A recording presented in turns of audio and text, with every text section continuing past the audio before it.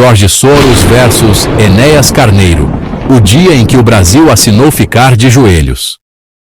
Hoje vamos apresentar uma verdadeira batalha do século em conhecimentos gerais. De um lado, o influente investidor húngaro, Jorge Soros, descendente de judeus, um povo historicamente associado ao poder econômico global. Do outro lado, sem o apoio de grandes elites ou poderosos, surge o brasileiro Dr. Enéas Carneiro. Candidato Enéas Carneiro, do Partido de Reedificação da Ordem Nacional. Nascido em Rio Branco, estado do Acre, Enéas Carneiro só foi registrado 9 anos mais tarde, em Belém do Pará. Órfão de pais desde os 9 anos, sempre trabalhou para ajudar a família. Aos 19 anos, mudou-se para o Rio de Janeiro, em busca do sonho de formar-se em medicina. Ingressou então na Escola de Saúde do Exército, onde se graduou terceiro sargento auxiliar de anestesia, em 1959. Formou-se em medicina em 1965 e tem mestrado em cardiologia pela Universidade Federal do Rio de Janeiro.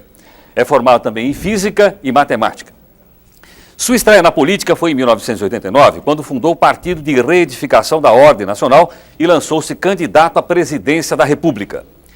Com apenas 15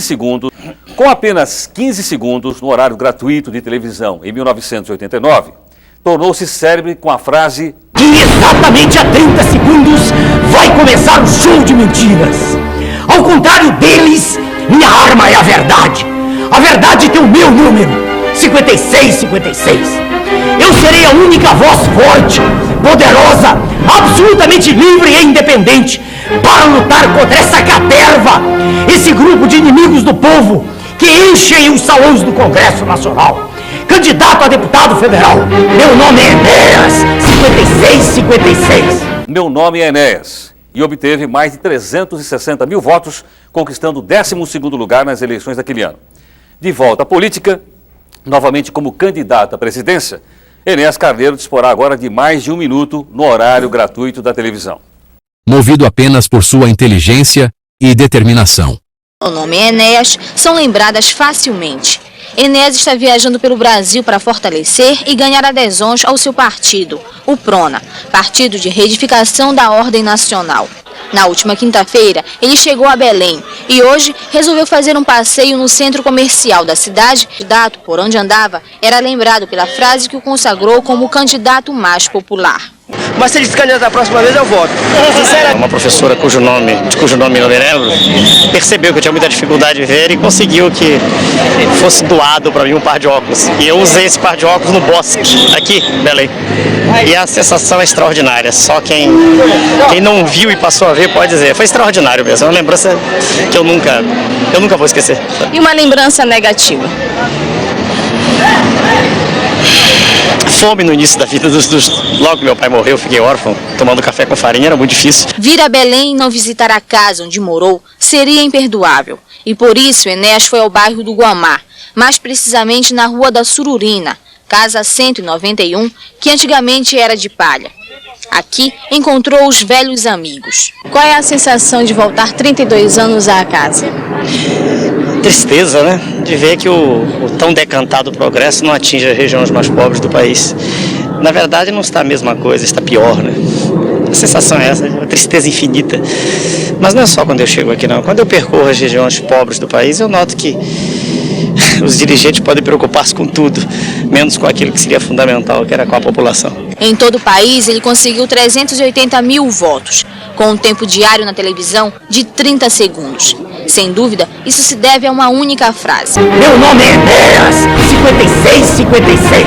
Um brasileiro que foi taxado como louco por alguns veículos de comunicação apenas por possuir um conhecimento geopolítico altamente científico e muito acima da média histórica. Uma figura que jamais agradou aos lobos destruidores dos valores morais da nossa sociedade. Sim, os mesmos abutres que até hoje financiam, marqueteiam e romantizam a depravação brasileira, o mercado bilionário do terrorismo, depravação e as máquinas midiáticas que roubam a infância e a pureza de nossas crianças para aumentar seus lucros financeiros, por meio de rádios, jornais e TVs, sustentam publicamente esse sistema com o dinheiro de nossos impostos. Em outras palavras, a chamada indústria da autodestruição. E você? Sabe quem é essa pessoa que a mídia gosmenta tentou silenciar e destruir? Sim, exatamente. O lendário Enéas Carneiro. Um homem que a imprensa já apodrecida tentou calar, mas que permanece vivo no coração dos brasileiros. Abrimos o duelo destacando George Soros, nascido Georgi Schwartz, em 12 de agosto de 1930, em Budapeste, Hungria. Filho de uma família judia de classe alta, iniciou sua trajetória cercado por desafios históricos que moldaram sua visão de mundo. Porém, sua infância foi brutalmente marcada pela Segunda Guerra Mundial. Aos 13 anos, sob a ocupação nazista, viveu escondido com identidade falsa, supostamente sempre à beira do perigo, no limite entre a vida e a morte. Essa experiência não apenas o ensinou a sobreviver nas sombras, mas também moldou uma mente capaz de enxergar o poder invisível que controla a humanidade. Em 1947, ainda adolescente, mudou-se para a Inglaterra, um país rico e próspero. Seu destino seria uma das melhores universidades do mundo, a London School of Economics, onde estudou filosofia e foi profundamente influenciado por Karl Popper e pela obra A Sociedade Aberta e Seus Inimigos. A partir daí, nasceram as bases de um pensamento que ele transformaria em arma. Compreender como os sistemas funcionam e, sobretudo, como poderiam ser explorados. Além da graduação, concluiu também um mestrado em filosofia, consolidando sua imagem de intelectual estratégico. Alguém que não apenas observava a sociedade, mas planejava como tirar proveito dela. Formação e conhecimentos. O arsenal intelectual. Área de conhecimento, filosofia. Instituição. London School of Economics, Inglaterra. Nível de atuação. Estudante, pesquisador. Tipo de formação. Graduação em filosofia. Idiomas. Húngaro e inglês. Observação. Influência direta de Karl Popper. Tese sobre sociedade aberta. Filosofia. London School of Economics, Inglaterra. Mestre. Mestrado em filosofia. Aprofundamento em teoria crítica, racionalidade e sociedade aberta. Economia, finanças. Bancos de Londres e Estados Unidos. Profissional. Cursos e especializações práticas. Aprendizado direto no mercado financeiro, dominando técnicas especulativas. O mestre dos mercados. Depois da Inglaterra, em 1956, Soros mudou-se para os Estados Unidos. Foi lá que iniciou a construção de um império financeiro. Em 1970, fundou o Quantum Fund, um dos fundos de hedge mais poderosos da história. Ele não apenas investia, manipulava fluxos, antecipava quedas e movia bilhões como peças em um tabuleiro global. Em 1992, o mundo inteiro descobriu até onde Soros podia chegar. No episódio conhecido como o golpe contra o Banco da Inglaterra, ele apostou contra a libra esterlina. Enquanto o governo britânico tentava sustentar sua moeda, Soros jogava na queda. Quando a libra desmoronou, ele lucrou sozinho cerca de $1 bilhão em um único dia. Não foi apenas um golpe financeiro. Foi uma demonstração de força.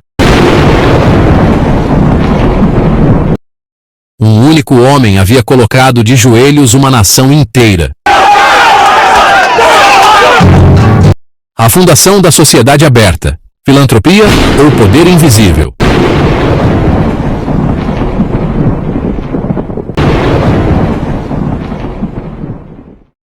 Em 1979, Soros criou a Open Society Foundations, oficialmente apresentada como uma rede filantrópica destinada a apoiar os direitos humanos. Eles se juntaram, fizeram uma festa, ouvindo funk, bebendo cerveja e ostentando. Este vídeo...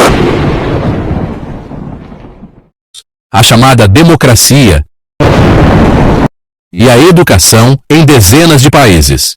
No entanto, críticos enxergam nela algo muito maior. Um verdadeiro cavalo de Troia. Uma fachada utilizada como rede de financiamento e influência global. Capaz de interferir em governos, Presidente candidato é apoiado por George Soros, o maior dos narcotraficantes, segundo a revista RR. O candidato do PT assinou lá fora um documento a favor da legalização das drogas. O terceiro diz que não tem o rabo preso na mão dos interesses da especulação internacional, mas assina, junto com os outros dois candidatos, um documento de submissão do Brasil às grandes potências. O senhor quer ver seu filho comprando cocaína na porta da escola? Enéas Ferreira Carneiro tinha 68 anos e morreu em casa na zona sul do Rio de Janeiro. Há 4 dias o estado de saúde dele tinha se agravado, mas o deputado não quis ir para o hospital. Vamos descriminalizar o uso da droga, qualquer droga. O usuário não pode ser posto na cadeia. Financiar movimentos políticos e moldar sociedades inteiras de acordo com as ideias de George Soros. Assim, a sociedade aberta poderia, para muitos, ser apenas a fachada de um projeto de controle invisível, o nome que gira, o homem que sobe. Ainda jovem, Soros deixou de lado o sobrenome Schwartz e adotou Soros, uma palavra húngara que significa ele gira ou ele sobe. Um nome simbólico para alguém que nunca parou de se mover, sempre à frente, sempre acima.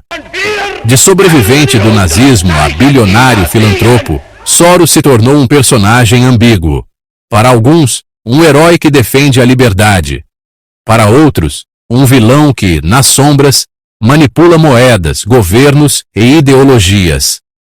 O arquiteto oculto.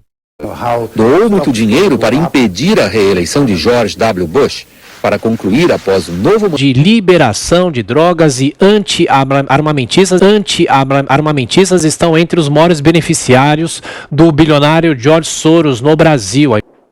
O bilionário George Soros investiu cerca de 32 milhões de dólares no Brasil entre os anos de 2016 e 2019, sobretudo para entidades ligadas a pautas de liberação de drogas, anti-armamentistas, legalização de aborto e outros temas. A entidade tem como prioridade a defesa de presos e pedem medidas que diminuam o número deles no Brasil. George Soros é mais que um investidor. Ele é o homem que sobreviveu às trevas da guerra. Aprendeu a manipular sistemas e hoje é visto como um dos maiores influenciadores invisíveis do planeta. Sua história não é apenas a de um bilionário. É a de alguém que carrega a marca do poder silencioso, do jogo de bastidores, do controle sem ser visto. Aqui nos Estados Unidos, praticamente este movimento é financiado inteiramente pelo George Soros, o qual é um parceiro do governo Obama. Um sobrevivente que se transformou em arquiteto. Um filantropo que muitos enxergam como vilão global. Polêmicas e financiamentos. O jornal New York Post critica Soros por doar milhões de dólares a grupos ligados a protestos que apoiam o grupo terrorista Hamas nos Estados Unidos, enquanto autoridades afirmam que Israel tem direito de se defender. Tá com a camiseta aí do Hamas, é? Você apoia o Hamas? Tá 1000%. O Hamas não é um grupo terrorista? Nunca é terrorista. Ou seja, Soros estaria financiando estudantes radicais que fomentam protestos de ódio em Israel e no mundo. Em 2014, de acordo com o jornal The ACLU, American Civil Liberties Union, publicado em 7 de novembro de 2014, a Open Society Foundations doou milhares de dólares para apoiar uma campanha nacional de reforma da justiça criminal nos Estados Unidos, com o objetivo de reduzir em mais da metade a população carcerária até 2020. Tô no Rio, tomando uma caipirinha. Paulo, a vida tá difícil, meu irmão. Como que tá? Especialmente em casos de crimes não violentos e relacionados a drogas, promovendo políticas mais de seu interesse e bipartidárias. Em 2019, a Associação dos Juízes Federais do Brasil recebeu dinheiro da Open Society Foundations, organização fundada por Soros, para apoiar uma conferência sobre direitos humanos e civis, com foco em acesso à justiça e questões relacionadas a imigrantes e refugiados. é que hoje imigrantes africanos e haitianos chegam na condição de refugiados. Diversos caminhos os trazem até aqui. O mais comum é que os africanos, principalmente... Entre 2014 e 2018, a Fundação To Promote Open Society destinou milhões para Harvard University e University of Oxford, como parte de sua filantropia voltada para universidades. Relações com líderes brasileiros. Em 1998, de acordo com o jornal Acervo O Globo, o presidente Fernando Henrique Cardoso foi ao Fórum Econômico Mundial, em Davos, na Suíça, onde se encontrou com o magnata George Soros. Logo após a posse de Luiz Inácio Lula da Silva, em 1º de janeiro de 2003, ele se encontrou com Soros no 33º Fórum Econômico Mundial de Davos, na Suíça. No encontro público, discutiram temas relacionados à nova ordem mundial, cooperação global e políticas de desenvolvimento e combate à desigualdade social. A fonte: Agência Brasil. Em fevereiro de 2023, de acordo com o jornal The Real Times, Soros publicou um artigo elogiando Lula, destacando o Brasil como na linha de frente da luta contra as mudanças climáticas e enfatizando a necessidade de apoio internacional para proteger a Amazônia. Por que existe tanta gritaria lá fora a favor da Amazônia? Não é a favor do bem da Amazônia, é a favor dos bens da Amazônia. Na verdade, a nossa Amazônia ocupa metade da área do território nacional.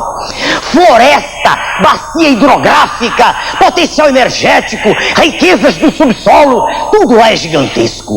A Amazônia faz de nós o país mais rico do mundo e essa é a verdadeira razão porque se fala tanto no exterior na internacionalização da Amazônia. Vamos acabar com essa farsa. Vamos defender o que é nosso, vamos proteger a Amazônia dos alienígenas, tamponando todas as vias de acesso ao seu interior, inclusive o espaço aéreo, para acabar com a evasão de suas riquezas. Vamos prestigiar, equipar, remunerar bem nossas forças armadas, para que elas possam voltar a atuar na defesa da segurança do território nacional. Vamos desenvolver uma política de dissuasão estratégica, ou seja, capacitemos-nos a exigir o respeito pela soberania nacional. O Brasil não tem o que temer. Meu nome é Enéas. Isso é conversa para quem é mentecapto, para quem tem hipóxia cerebral. A preocupação não é com o indígena, porque senão teriam preocupação com as nossas crianças morrendo de fome nas ruas, teriam preocupação com a prostituição infantil. A exploração sexual dessas meninas. São práticas, sim, que acontecem, porque... Teriam preocupação com um contingente gigantesco de irmãos nossos que não têm acesso a nada. Não é esse o problema. O problema é que, por exemplo, na região Yanomami, não na superfície, mas no subsolo, estão riquezas imensuráveis. O problema é que lá na floresta amazônica está o futuro do planeta. Em busca de comida, em busca de comida. Meninas pequenas, frágeis, ignoram qualquer perigo e se arriscam nessas águas agitadas. O que é que vocês ganham na balsa? Ah, eles jogam? O que é que eles jogam? Sério? Pouco tempo depois de Lula derrotar seu adversário, Jair Messias Bolsonaro, nas urnas,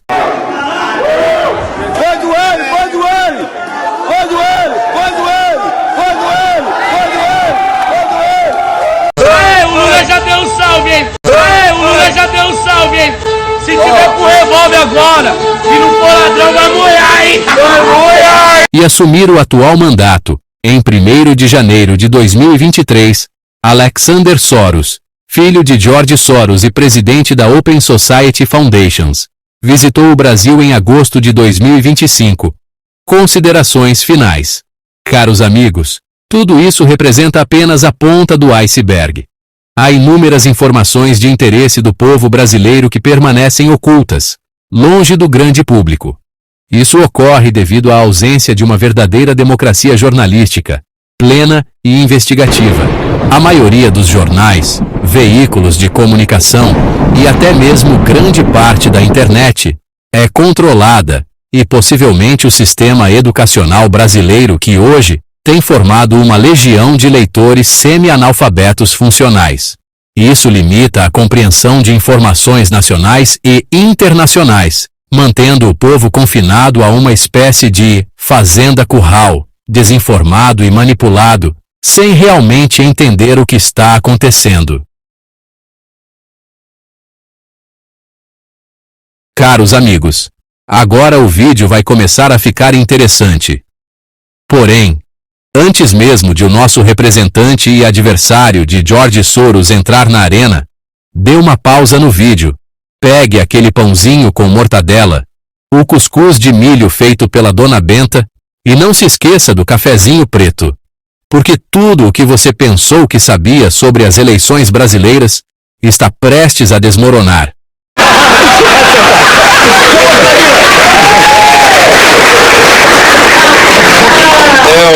Eu gostaria de dizer assim, o meu nome é Patrão. Prepare-se, porque o que vem a seguir é revoltante e considerado uma das maiores injustiças das eleições da história. Algo que a rede esgoto de televisão brasileira nunca quis que a nação brasileira soubesse. Agora, por favor, o seu José, não o vejo direito. Eu vi, Tchê. É o senhor mesmo. Sabadinho, o perigote das mulheres aqui. Vamos falar um pouco sobre uma figura conhecida em todo o nosso mundo. Vamos falar sobre Moisés, o grande líder judeu.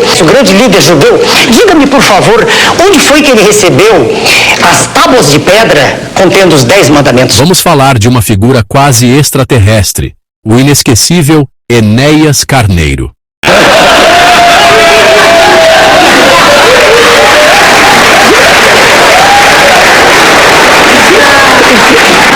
Agora o senhor pode se sentar. Mas, professor, qual é a nota mesmo? Eu lhe dei nota 5, não foi? 5? É, no meio do caminho. Só 5? Agora o senhor pode sentar, por favor. Toda vez que eu falo em homem, com licença... Eu tenho alergia. Não.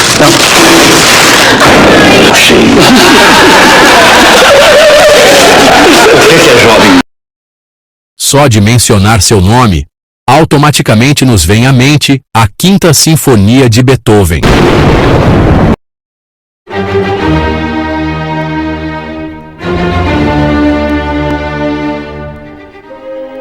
Aqui, exatamente há 30 segundos, vai começar o show de mentiras. Ao contrário deles, minha arma é a verdade. A verdade tem o meu número, 5656. Eu serei a única voz forte, poderosa, absolutamente livre e independente para lutar contra essa caterva, esse grupo de inimigos do povo que enchem os salões do Congresso Nacional. Candidato a deputado federal, meu nome é Enéas 5656. Essa música, carregada de terror e suspense, nos desperta uma mistura de ocultismo, nostalgia, lembrança e até uma certa indignação contra aquilo que chamávamos hoje de rede podre de televisão. Antes de falarmos de Enéas, é importante destacar que ele deixou claro, em diversas entrevistas e debates, que não se considerava nem de direita nem de esquerda, nem socialista nem capitalista, e sim 100% nacionalista. Esquerda e direita são as duas faces de uma mesma moeda. E, por ser assim no Brasil, os homens de bem foram adquirindo repugnância pela atividade política. Foram se afastando, e dela então se aproximaram aqueles que pertencem à escória da sociedade. Os mal-dotados, os incompetentes, os incultos, os hipócritas, os aproveitadores, os que viram e veem na política um excelente meio de vida fácil. Segundo ele, essas categorias eram apenas dois lados da mesma moeda, já que, em suas palavras, os políticos profissionais ou corruptos vivem mudando de lado, pois para estes qualquer cargo serve. Hoje vou falar de uma figura gliscroide, repugnante, o político profissional. Ele nunca está fora do poder. Para ele qualquer cargo serve. Se perde uma eleição, será ministro daquele que ganhou. Fora das câmeras, todos se abraçam, rindo do senhor que é enganado por eles. Mentem com tanta propriedade e com tanto cinismo que parecem até dizer a verdade.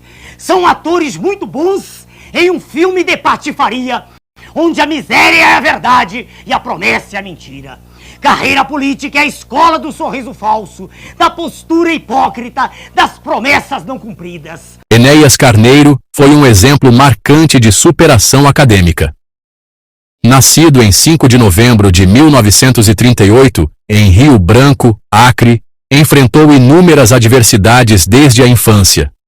Perdeu o pai aos 9 anos de idade e precisou trabalhar duro para ajudar a sustentar a família, enfrentando grandes dificuldades ao longo do caminho. Ainda criança, teve de realizar trabalhos pesados em diversas atividades. Mudou-se para Belém do Pará em busca de melhores condições de vida, passando a residir em um barraco de lona e tábuas. Sua alimentação se resumia basicamente a farinha e, ocasionalmente, café, quando havia disponível. Apesar de sua origem humilde e de não ter nascido em um país de ponta, como os Estados Unidos ou a Rússia, onde há maior incentivo científico estratégico, Enéas demonstrou dedicação voraz aos estudos. Trabalhou em diversas funções. Formou-se em medicina em 1900, incluindo servente de pedreiro, carregador, tradutor de inglês, Nowadays the mankind is watching as auxiliar de escritório e até mesmo em açougues. Mesmo diante da extrema dificuldade e pobreza, sua determinação e esforço inabaláveis foram fundamentais para sua ascensão e glória acadêmica, tornando-o o representante do povo com a maior bagagem de conhecimentos acadêmicos da história mundial até hoje. Ou seja, nenhum político da história mundial o superou em conhecimentos acadêmicos até os dias atuais. Sua trajetória indica que ele buscou firmemente oportunidades para financiar sua educação. Aos 18 anos, Enéas prestou concurso e foi aprovado em primeiro lugar na Escola de Saúde do Exército do Rio de Janeiro. Ingressou como sargento, auxiliar de anestesia e trabalhou no Hospital Central do Exército Brasileiro. Em 1960, prestou vestibular para a Escola de Medicina e Cirurgia do Rio de Janeiro, atual Unirio, concorrendo com outros 2.500 candidatos. Foi aprovado novamente em primeiro lugar e formou-se médico em 1965. No mesmo ano em que iniciou seus estudos na Escola de Medicina, Enéas prestou vestibular para a Faculdade de Filosofia, Ciências e Letras da Universidade do Estado da Guanabara, atual UERJ. Alunos da Universidade Federal do Rio de Janeiro denunciam o estado precário das instalações. Paredes com rachaduras, teto com infiltração e as salas de aula cheias de goteiras. Água que sai até pelo bocal da lâmpada e as mesas dão lugar aos baldes. Muitas vezes o chão fica assim. O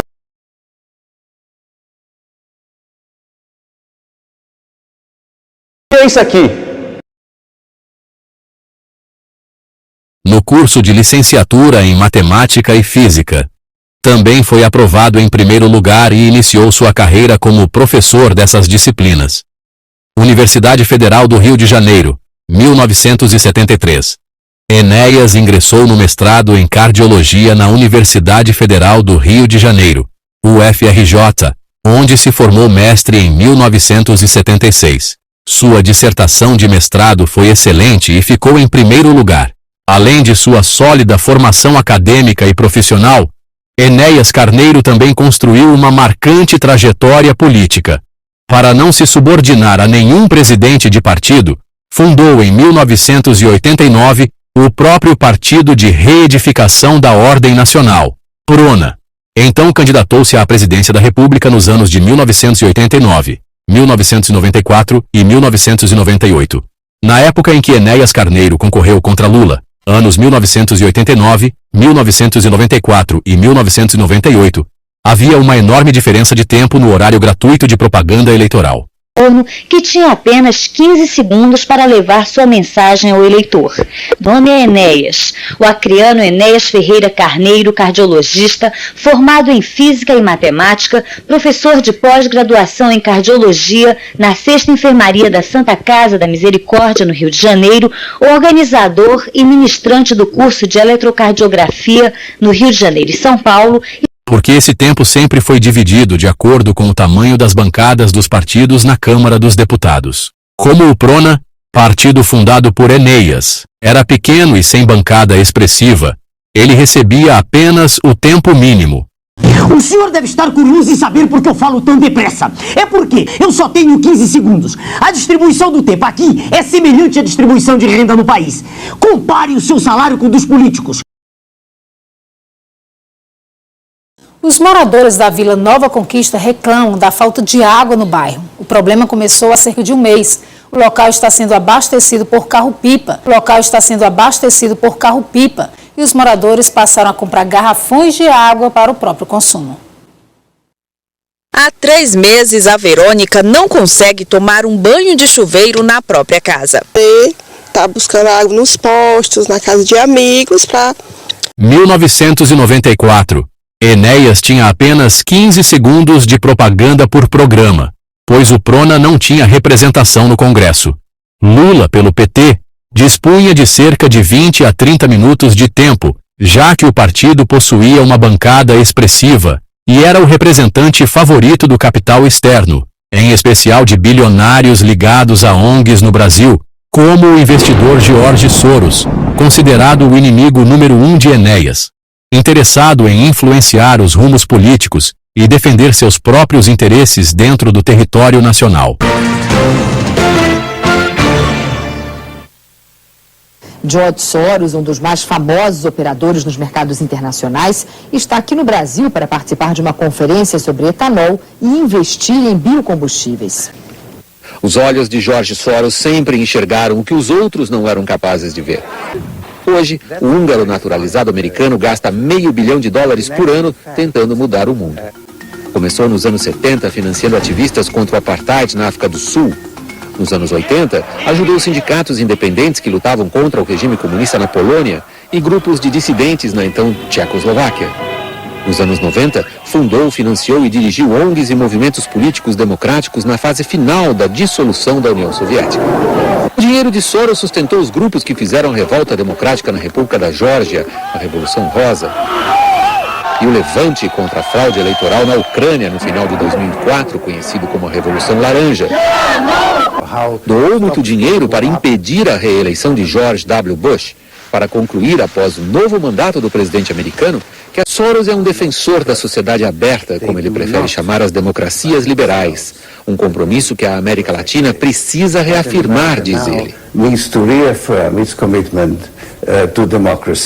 No programa do Ratinho em 1997, SBT, Dr. Enéas Carneiro declarou que a revista Executive Intelligence Review, EIR, teria revelado que a privatização da Vale do Rio Doce envolveu o bilionário George Soros, a quem ele se referiu como um dos maiores investidores ligados ao narcotráfico mundial. Quando eu digo imprensa podre, só uma palavra, dou já a palavra para o senhor, dono do programa. O senhor tem a revista IR? Não, está tirando de todo mundo, o programa é nosso. Porque o senhor permite mostrar, essa revista é internacional. No Brasil, em inglês, só 200 pessoas compram. Por favor, é o Executive Intelligence Review, essa revista. Essa revista mostrou, em 29 de agosto do ano passado, quem comprou a Vale do Rio Doce. Claro que os senhores não sabem, porque a imprensa podre não mostrou. Quem comprou foi o professor George Soros. Professor George Soros, mega especulador mundial, que é apresentado não por mim, pelo EIR, como um dos reis do narcotráfico mundial, que sou como um dos reis do narcotráfico mundial, que sou condena tanto aqui. É por isso que a imprensa não gosta de mim, de nós, é por isso. Você entendeu? Quer dizer, quem comprou a Vale do Rio Doce foi... o narcotráfico! Quem comprou a Vale do Rio Doce foi quem? O narcotráfico! Quem comprou a Vale do Rio Doce foi quem? O narcotráfico! Eu não posso provar, mas é revista internacional. citado especificamente como um dos homens que... citado, está grifado aqui especificamente. O senhor percebeu? Quer dizer, essas coisas não saem nos jornais. Agora, os jornais não querem que o doutor Enéas seja candidato a presidente. Não interessa. Quando a Vale do Rio Doce foi privatizada, um crime de lesa pátria, crime colossal contra o povo brasileiro. Eu tenho na mão de um colega, por favor, o senhor pode me dar aí, doutor Passos, por favor.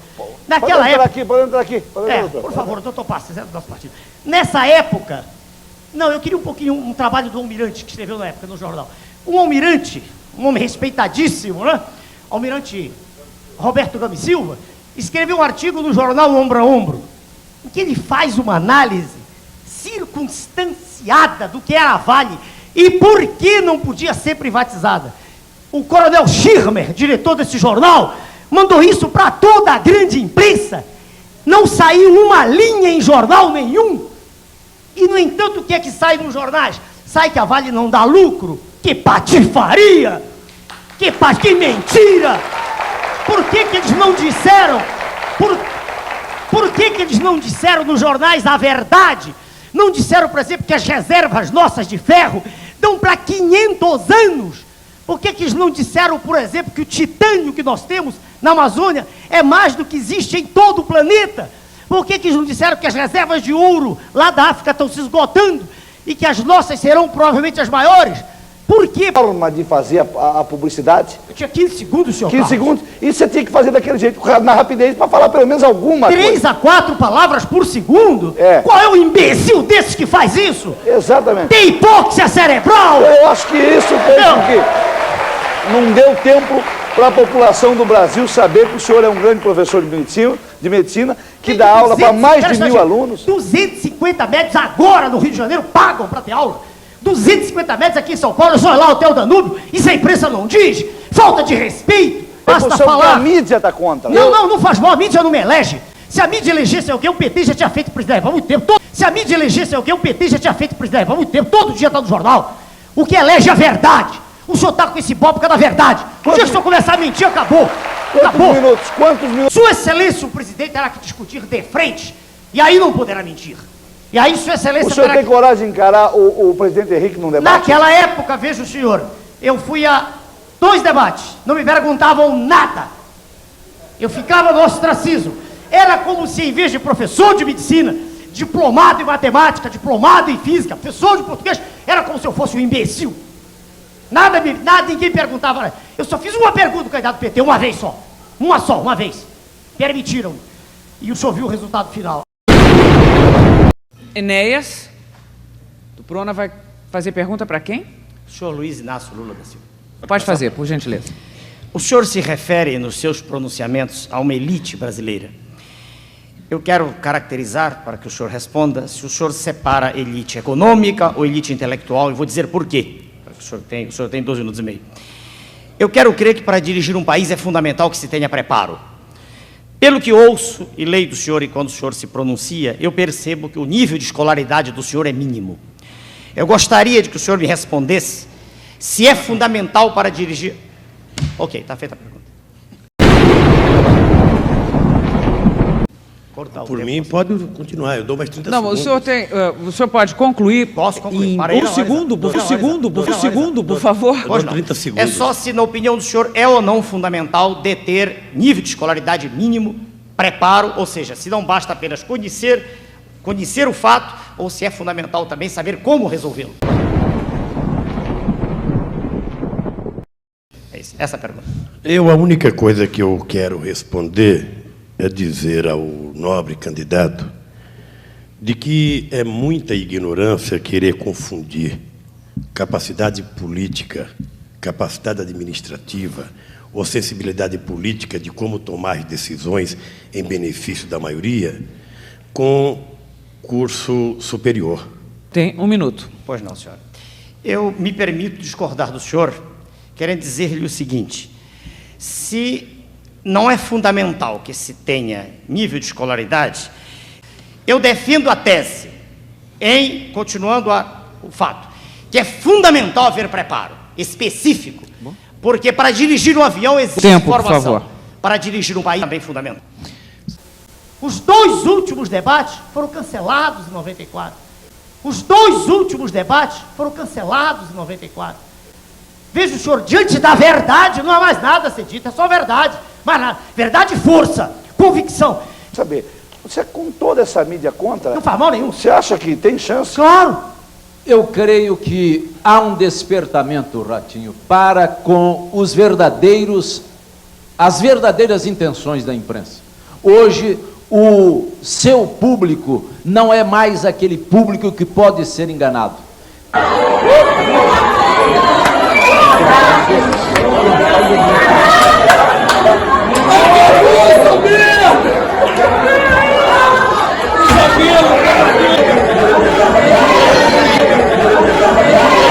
Me permita, eu vou interromper, eu vou ali tomar um gole d'água e volto. Então tá. Eu não tomei um gole d'água, cuida aí desse Então, desse enquanto tempo. isso, eu vou contando aqui que em Minas Gerais, Lula permanece à frente, em Minas Gerais, Lula permanece à frente.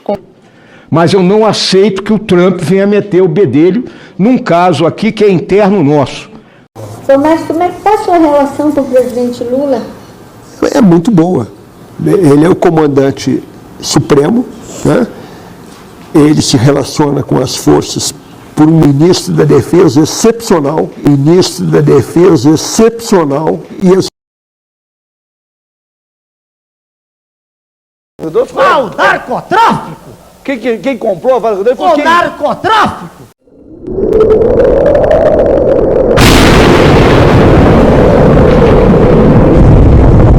É por isso. Quer dizer, entendeu? Quer dizer, quem comprou a Vale do Rodrigo foi... O narcotráfico! Quem comprou a Vale do Rodrigo foi quem? O narcotráfico! Mas é a revista internacional, citado especificamente como um dos homens que... citado, está grifado aqui. Durante sua fala, Enéas afirmou que a Vale do Rio Doce possuía um valor incalculável, estimado em trilhões e trilhões de dólares, mas acabou sendo praticamente entregue de graça a Soros. Ele reforçou ainda sua acusação, alegando que quem levou nossa maior riqueza foi o narcotráfico, o maior financiador do narcotráfico de todos os tempos, Soros. George Soros é conhecido como um dos maiores financiadores de ONGs dedicadas à promoção dos direitos humanos e da democracia, apoiando fortemente instituições como o STF em âmbito global.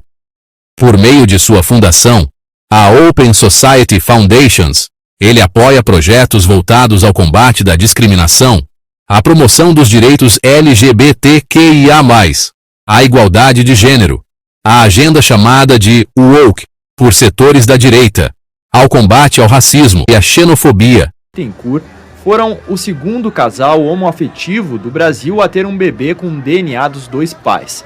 Nesse domingo, os 2 trouxeram a pequena Antonella, de 1 ano. Além de iniciativas que promovem um mundo mais aberto e sem fronteiras. 500 quilômetros até o destino final, os Estados Unidos. Mas qual seria o interesse por trás dessas ações?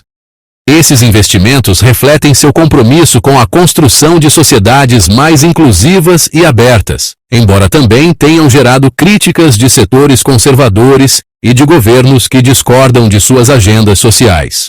Por ser um dos maiores financiadores de direitos humanos, muitos países alegam que essas ações de George Soros servem apenas para proteger bandidos ou terroristas. O Lula já deu um salve, hein? Se tiver com revólver agora, se não for ladrão, vai moer, hein? Na visão de Enéas, Lula era considerado a presa perfeita para estes lobos da geopolítica da época. Era o mais emocionado, com pouca escolaridade e dificuldades para se expressar, apresentava-se como um alvo fácil para os lobos de nossas riquezas nacionais. Ainda assim, sua trajetória como líder sindical e o forte carisma popular. Foi na qualidade de suplente que, em 1969, integrou pela primeira vez a diretoria do Sindicato dos Metalúrgicos de São Bernardo do Campo e Diadema. Em 1972, era primeiro secretário. E em 1975, assumia a presidência. 3 anos depois, como candidato único, foi novamente eleito presidente com 98. Voltados ao incentivo das músicas populares, A cultura da alegria e do sorriso,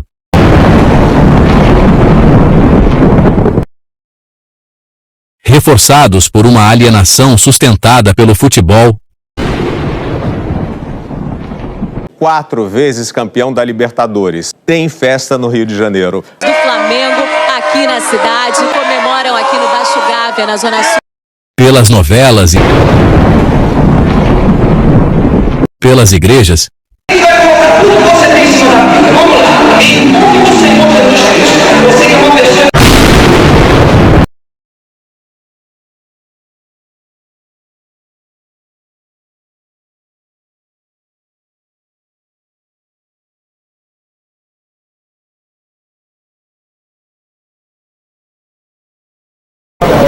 A polêmica envolvendo os fiéis da Igreja Universal e o jornal Folha de São Paulo. Hoje o presidente da República defendeu o direito dos fiéis que se sentiram agredidos por reportagem do jornal de recorrerem à justiça. Porque se a Igreja Universal utilizou o Poder Judiciário, ela está utilizando um dos pilares da democracia para que... Quantos devem ter ficado irados contra o Lula e magoados e agarraram um sentimento de mágoa contra ele. E a escolha foi da maioria, obviamente que votou.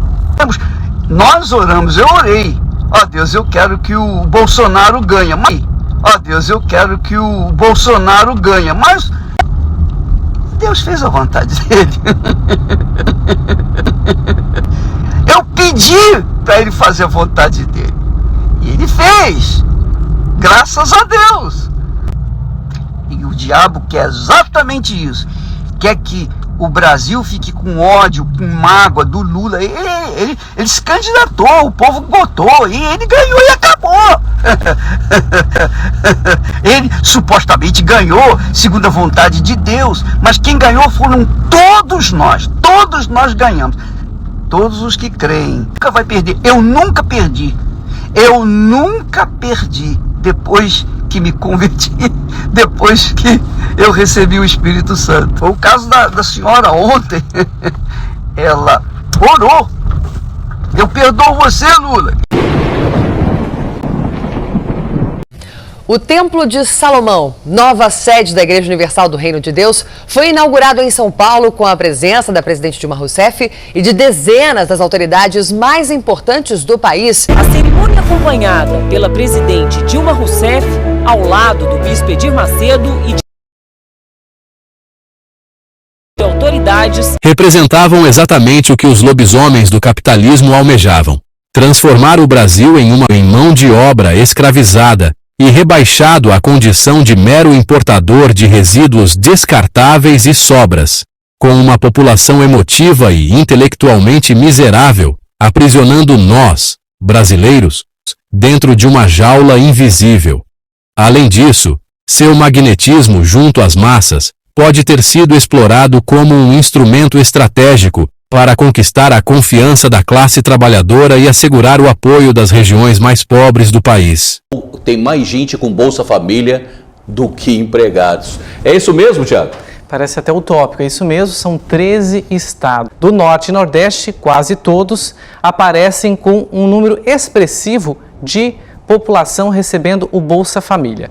As regiões centro-oeste, sul, sudeste do país aparecem em cor mais clara, porque elas indicam que o número de pessoas empregadas é superior ao número de pessoas que recebem o auxílio. Nosso querido povo nordestino que nos consagrou com essa vitória extraordinária. Fernando Henrique Cardoso, PSDB, apoiado por um amplo conjunto de magnatas e forças internacionais, podia falar à vontade no debate. Sim, o mesmo presidente Paz e Amor, com extrema obediência, que pouco depois assinaria com os Estados Unidos o Tratado de Não Proliferação de Bombas Nucleares, tornando o Brasil um sem-teto nas negociações internacionais.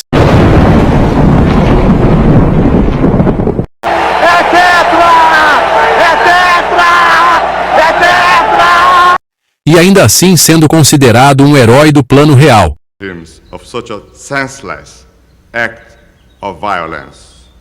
Graças ao marketing americano. E foi justamente este funcionário do capital estrangeiro aqui no país que em 1997 pôs fim ao monopólio brasileiro, com a criação da Lei do Petróleo. Essa medida obrigou o Brasil a abrir mão do lucro da Petrobras, que passou para as empresas privadas internacionais. Em outras palavras, entregamos 90% da nossa riqueza e muitas outras riquezas, que foram entregues à exploração da Amazônia, dentre outros. O presidente da Petrobras, José Sérgio Gabrielli, disse que no governo de Fernando Henrique Cardoso foi feito um plano para desmontar a estatal e impedir seu crescimento. Foi um plano maquiavélico desmontado. Havia um conjunto de políticas que, se fosse... O também ex-presidente Fernando Collor de Mello entrou para a história não apenas como o primeiro presidente eleito pelo voto direto após a ditadura, mas também como um dos principais símbolos da submissão do Brasil no cenário internacional. Ao assinar acordos de energia nuclear exclusivamente a fins pacíficos, Collor contribuiu para acabar com qualquer defesa estratégica do país em um setor altamente importante para as negociações internacionais, atendendo muito mais aos interesses das grandes potências do que às reais necessidades de soberania nacional. No meio da floresta amazônica, no Pará, está o campo de provas da Serra do Cachimbo. Aqui, há 7 anos, são testados os materiais bélicos da aeronáutica, inclusive foguetes e bombas. Esta foi a primeira visita do presidente Collor ao campo de testes. E depois, de helicóptero, chegou a uma parte das instalações que nunca foi usada. Um poço construído no início dos anos 80 que poderia servir para explosões nucleares subterrâneas. Parece um pequeno bueiro, com apenas 1 metro de largura, mas tem uma profundidade de 300 metros e é todo revestido de aço. A pá de cal foi o símbolo que o presidente usou para tapar o buraco e acabar com muitas dúvidas. 20 anos atrás, tive a honra de firmar o Acordo Brasil-Argentina para o uso exclusivamente pacífico da energia nuclear, precisamente no dia 18 de junho de 1991. No bloco, o candidato Fernando Collor, do PRDB, faz a pergunta para o candidato Enéas, do PRONA. Para você, né?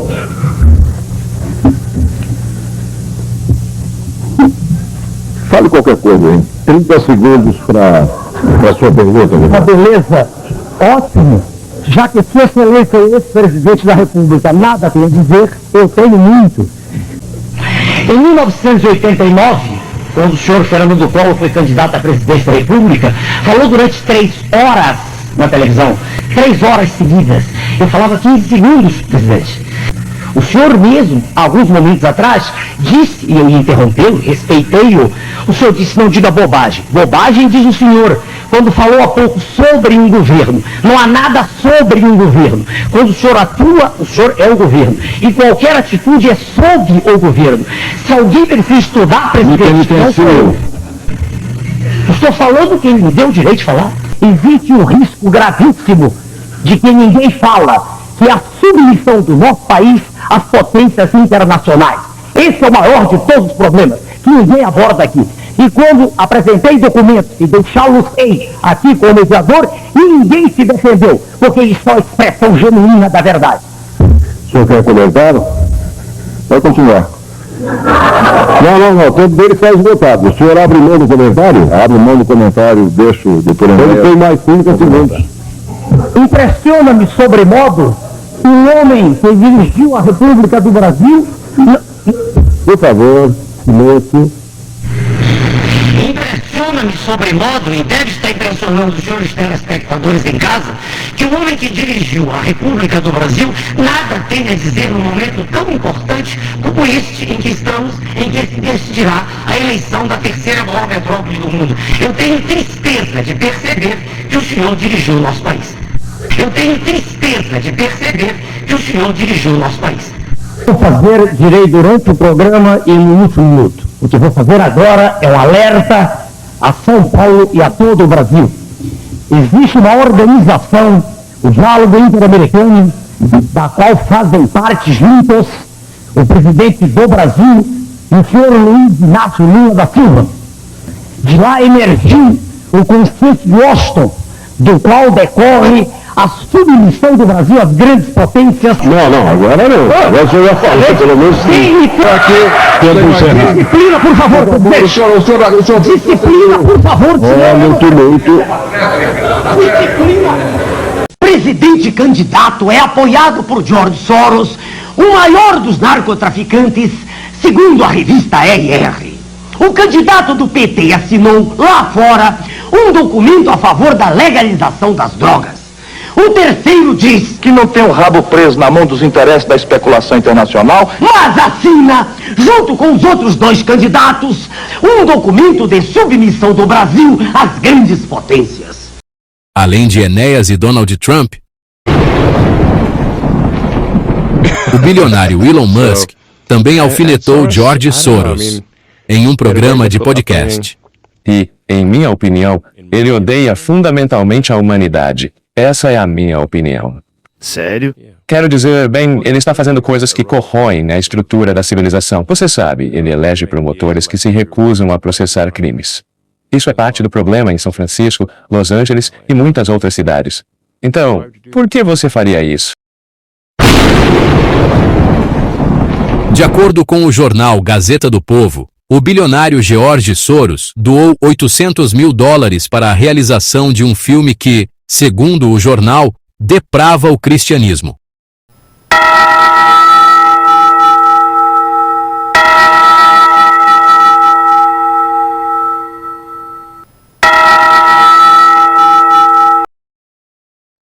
Caros amigos, vocês agora conseguem entender por que certos partidos e facções criminosas e terroristas continuam na estrutura de poder no Brasil? E a Adriana de Ribeirão Preto pergunta se o senhor é ateu. Não. Bom, primeiro a segunda resposta. Não mesmo. Peraí, não. Veja bem, eu passei a vida toda estudando. Desde 8 anos de idade, desde 7 ou 6. Eu não consegui encontrar até hoje nada que me convencesse de que não existe um arquiteto do universo. Não consegui. Eu não encontrei ninguém. Eu olho para esse universo físico, químico, matemático, biológico, sociológico, psicológico. Eu olho para esse universo e eu o vejo de uma complexidade estarrecedora. Nada é simples.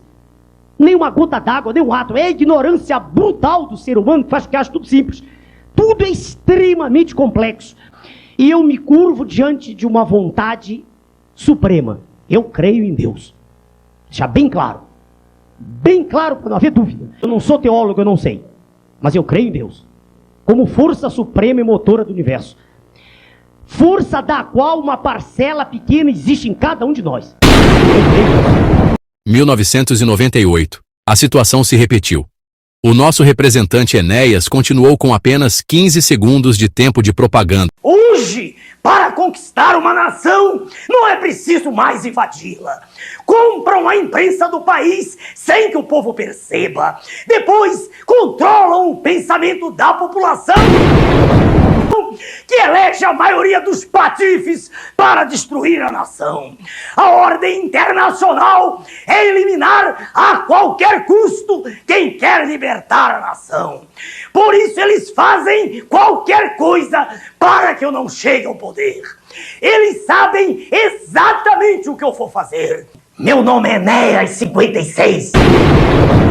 Enquanto Lula contava com longos minutos, beneficiado pelo fortalecimento do PT no Congresso. FHC também tinha longos minutos devido às suas amplas coligações. A mesma regra se aplicava para os debates, nos quais o nosso representante do Brasil não podia se expressar diante dos representantes do capital externo. Tratava-se de um teatro de fantoches, bem organizado, com roteiro e tudo, já que os senhores do mundo temiam que Enéas fizesse perguntas constrangedoras ou humilhasse, ao vivo, os candidatos favorecidos pelo capital estrangeiro e pela grande mídia, gerando desconfiança sobre a seriedade do processo eleitoral. Ou seja, Enquanto Enéas, nosso único representante para a presidência, tinha 15 segundos para falar tudo, Lula dispunha de longos minutos inteiros por programa para desenvolver propostas e aparecer em rede nacional. Muitos, até hoje, insistem em propagar a dúvida de que Enéas perdeu as eleições para presidente porque o povo o taxava como um louco ou terrorista que queria construir uma bomba. Sou o único candidato a presidente que tem coragem de dizer que o Brasil precisa construir a bomba atômica.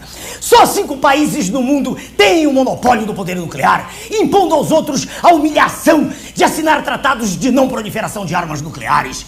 É preciso construir a bomba, não para jogar a bomba em ninguém, mas sim para evitar que alguém jogue a bomba aqui, como os Estados Unidos fizeram com o Japão em 1945. Se o Japão tivesse a bomba, ninguém se atreveria a ter destruído Hiroshima e Nagasaki. Meu nome é Enéas.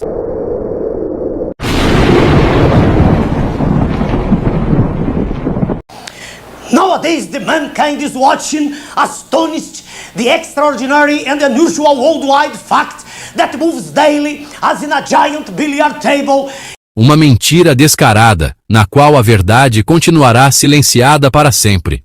Essa versão estúpida representa uma alienação histórica, repetida por milhões de canais no YouTube até hoje, que silenciosamente são sugeridos pelo logaritmo da plataforma para difundir esta fake news ou por medo de falar a verdade.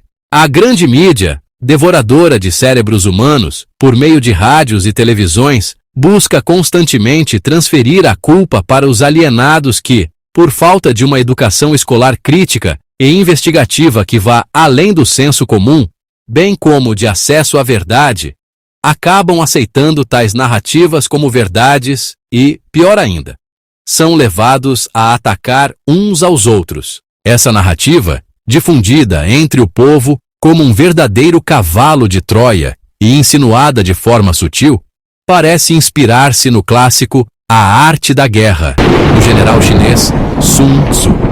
A obra ensina que a forma mais eficaz de dominar um território não é pelo confronto direto, mas corroendo-o por dentro, destruindo sua autoestima, semeando divisões, despertando desconfianças e explorando vulnerabilidades até desorganizar completamente seu raciocínio. O povo brasileiro, de norte a sul, o venerava e repetia, com um toque de humor e orgulho, o lendário bordão. Senhor Barulho, o que você gostou de falar? Meu nome é Enéas.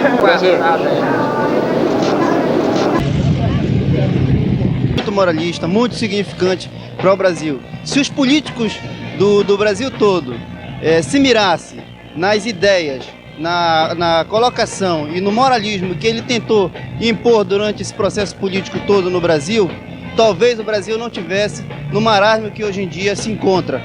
A caipirinha, Paulo, a vida tá difícil, meu irmão.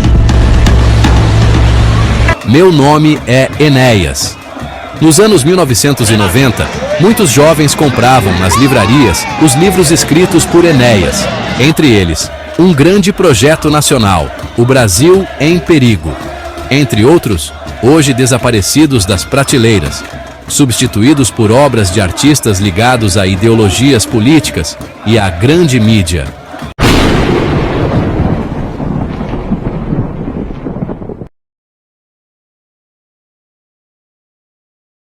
Os jovens da época exibiam pôsteres de Enéas nas paredes de seus quartos, lado a lado com ídolos nacionalistas do esporte e da música, como Raul Seixas, Legião Urbana, Ayrton Senna e Sepultura, além de bandas internacionais de rock, como Iron Maiden e Nirvana. Hoje se lança candidato à presidência da República de um país como o nosso, o Brasil. Vejam como é bom viver na democracia.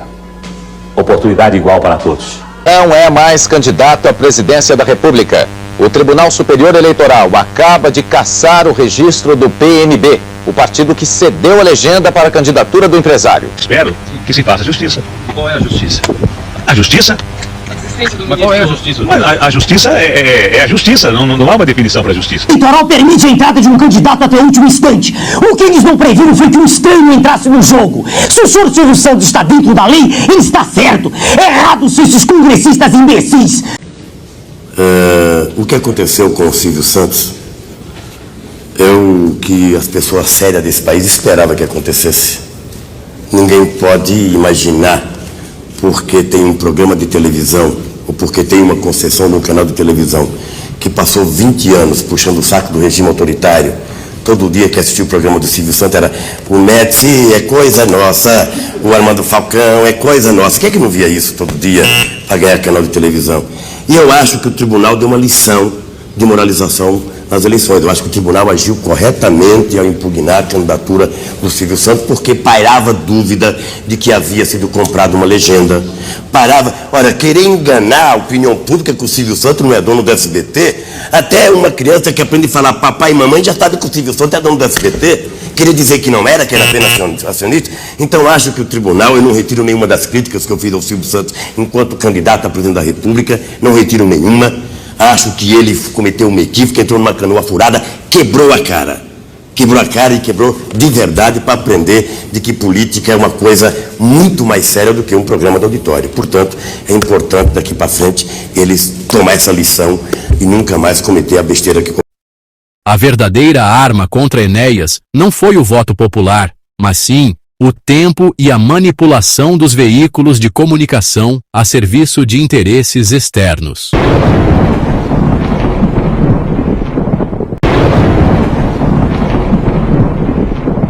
Eu morei no Chile muitos anos. E quando eu morava no Chile, havia uma luta muito mais evoluída Quanto de esquerda, ou seja, capitalistas e socialistas unidos no amor, que os colocaram exatamente ali para defender seus investimentos aqui e não os interesses do povo brasileiro. Esse mesmo povo, hoje caído, enfraquecido, alienado, enfermo e carente de ídolos nacionais que lhe devolvam a autoestima, acabou sendo seduzido pela armadilha do marketing internacional, que os levou a idolatrar líderes estrangeiros que não se importam a mínima com o Brasil, a não ser para explorar nossos recursos naturais e utilizar nossa população como mão de obra barata em suas mega empresas. Sejam eles socialistas ou capitalistas, eles são grandes amigos e ótimos líderes a serviços de seus próprios países, mas não se preocupam com o nosso. É verdade que o mundo não tem heróis como nos filmes. Porém, qualquer cidadão sabe qual tipo de liderança o Brasil necessita. Não são esses paz e amor que ocupam o poder defendendo interesses estrangeiros, mas sim um verdadeiro líder brasileiro. Assim como o povo de El Salvador tem em Nayib Bukele, ou como o povo de Singapura teve em Lee Kuan Yew. Caros amigos, não é difícil compreender a mente do povo. Apenas um governante de sorriso cínico finge não entender isso. Todo esse marketing político que invade as eleições deveria ser encarado como um jogo sujo e desigual. Assim como no futebol, onde a CBF e os grandes empresários não se importam para qual time você torce. O que realmente importa é que você pague o ingresso e alimente seus cofres privados. Na política ocorre o mesmo. Os grandes monopolistas e oligarcas não estão preocupados se você é de direita ou de esquerda. Para eles, pouco importa a bandeira que você carrega. O essencial é que você seja manipulado como massa de manobra, defendendo os interesses deles em vez dos seus. Da mesma forma, o político profissional não se importa com a sua convicção ideológica. Hoje ele veste uma camisa, amanhã trocará de lado, se for preciso, apenas para manter seus privilégios. No fim das contas, o jogo é sempre o mesmo. Os donos do poder enriquecem e garantem sua posição, enquanto o povo segue iludido pelas falsas disputas que, na prática, servem apenas aos interesses de cima. Quem tem que dirigir o país tem que ser uma pessoa preparada. O indivíduo, eu não estou dizendo que Sua Excelência, o presidente não estou falando nada dele. Eu estou dizendo que não é. Exatamente, eu estou dizendo que tem que ser um indivíduo preparado. Um indivíduo que conheça não só a realidade nacional, mas não um indivíduo que esteja habituado só a fazer greve.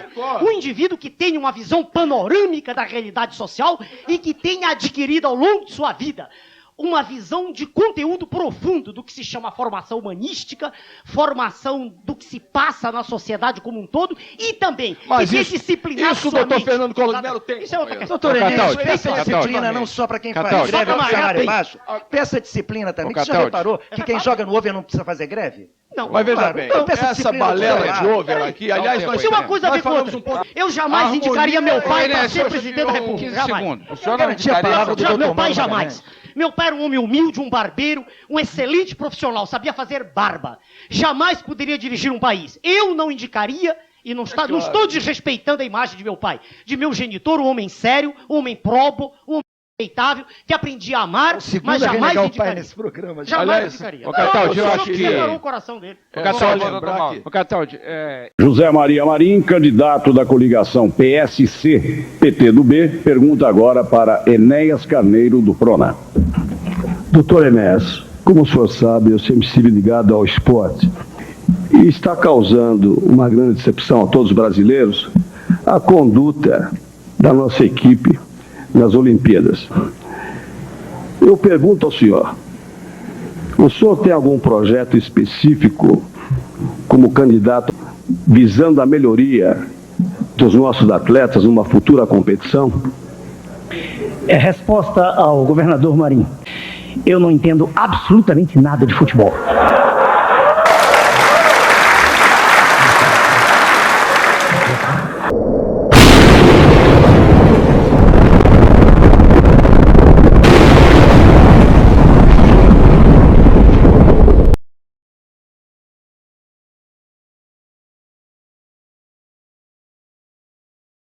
É preferível nós aplicarmos nossa consciência, nossa sabedoria no esporte, que é o caminho mais curto para afugentar a juventude e a criança das drogas, do que nós pensamos em bomba atômica, não é verdade?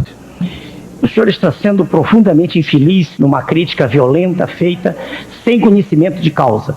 Os países desenvolvidos todos sabem que o domínio do poder nuclear é uma questão de soberania nacional. O que mais me causa espécie, senhor telespectador, é que a impressão que eu tenho é que estou falando para um cemitério.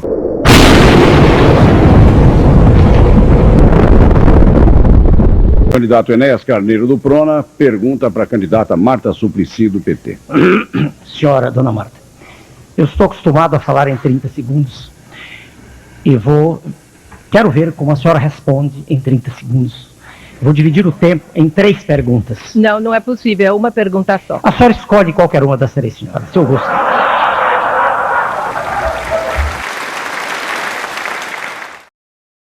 Sobre o distrito de Marcilac, aqui em São Paulo. Olha, por favor, se vocês continuarem se manifestando, não é tempo, ele está dentro do tempo. Por favor, não tumultuem, senão nós vamos ser obrigados a retirá-los do recinto.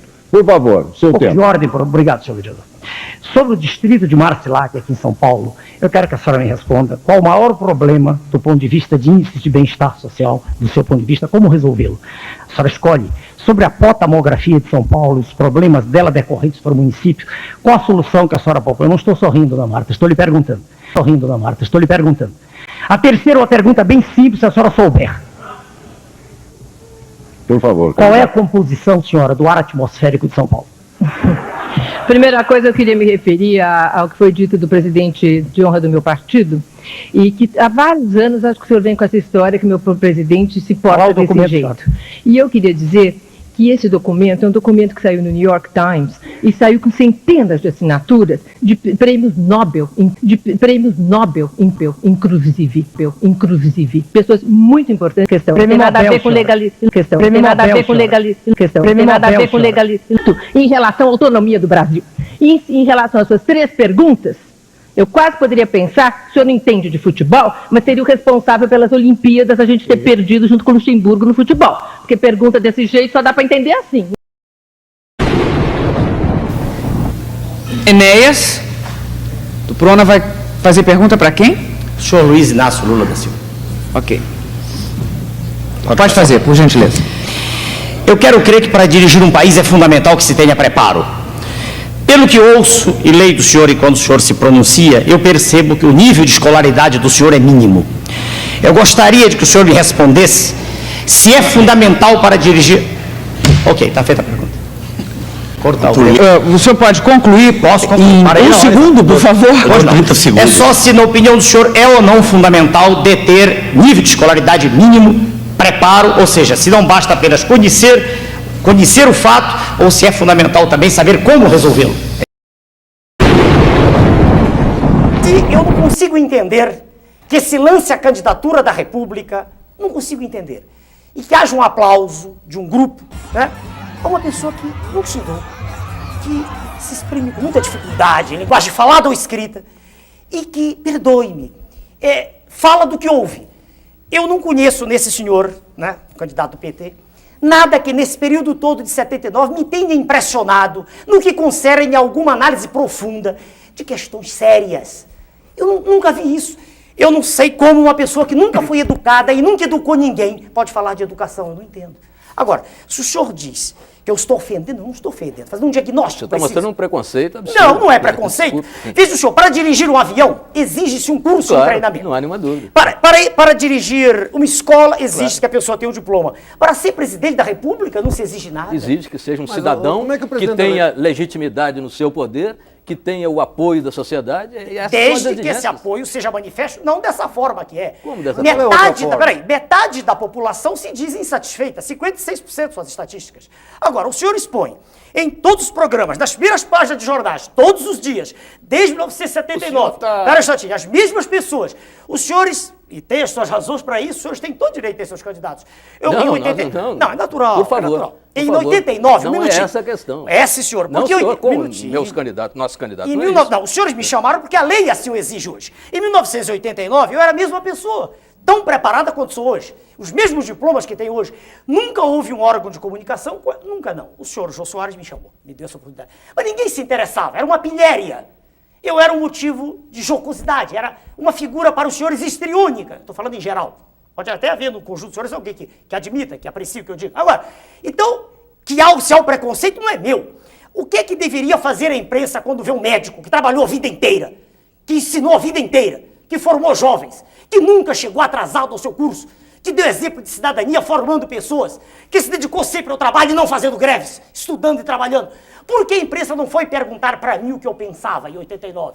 Por que, um minutinho, porque só 5 anos depois, quando eu provei de modo categórico que não queria pertencer ao sistema, por que só 5 anos depois a imprensa se interessou?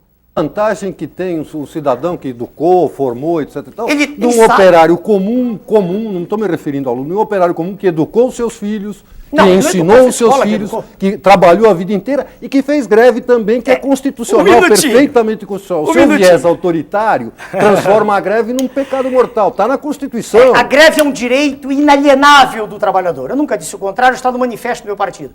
Isto é uma coisa. Outra coisa é viver disso. É fazer disso profissão de fé.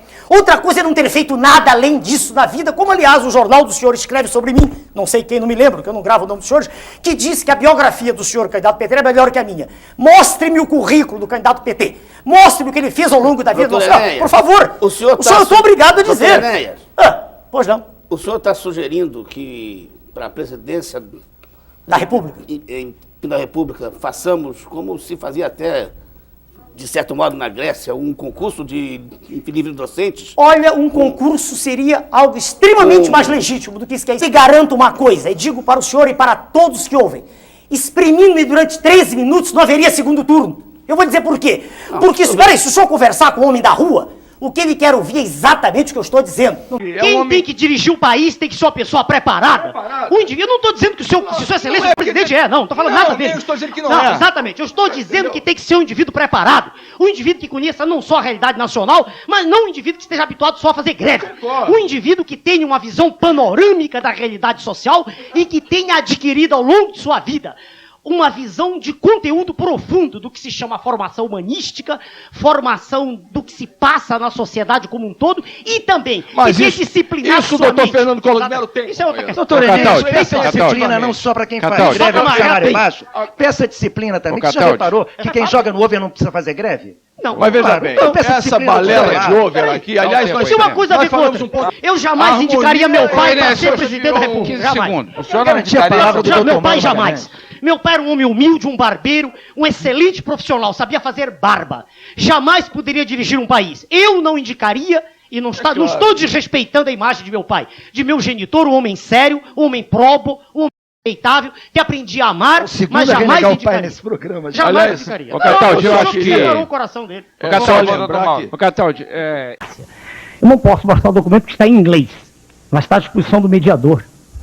A lei eleitoral exige que esteja em português. O documento aqui está publicado no The New York Times, nos Estados Unidos, e é um documento cujo capitão-mor é o senhor George Soros, o homem que está por trás, o verdadeiro dono da negociata ridícula através da qual a nossa Vale do Rio Doce foi entregue. Pois bem, este senhor, Mr. George Soros, indicou o presidente do Banco Central brasileiro, que todos conhecem. E o senhor George Soros é quem coordena essa campanha a favor da legalização das drogas. A tese daqueles senhores é que, vou traduzir, nós acreditamos que a guerra global contra as drogas está causando mais dano, mais prejuízo do que o próprio uso da droga. Eu sou radicalmente contra isso, como disse naquela ocasião. É absolutamente imperdoável que o homem público ponha sua assinatura nisso. Estou respondendo ao senhor como gostaria de tê-lo feito naquela ocasião. Se o senhor pergunta, eu disse para todos, não foi para o senhor. O documento aqui está à disposição do mediador. E citei também, aquela ocasião, já que o senhor pergunta, que também um órgão extraordinariamente antinacional... Tempo encerrado.